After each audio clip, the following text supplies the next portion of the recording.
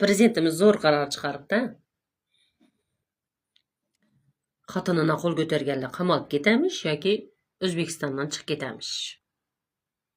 Kommentariyasini o'qib chiqsam, ayrim yezzalak erkaklar, xon yezzalaklar xotinini qo'l ko'taradigan mushtum zo'rlar komment yozibdi. Endi ajrashishlar ko'payadi, yana bir narsa aytadi. Xotinlarning dili uzun bo'ladi.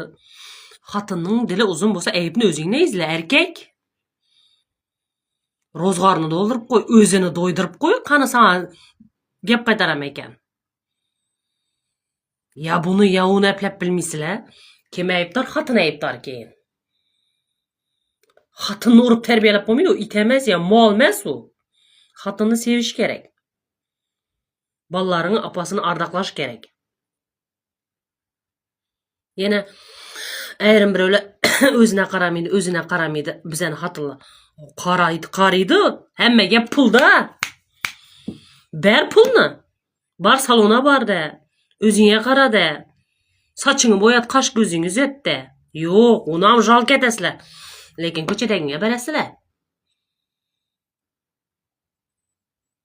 Uyda xotinning dili uzun bo'lsa, o'zingdan aybni izla, erkak.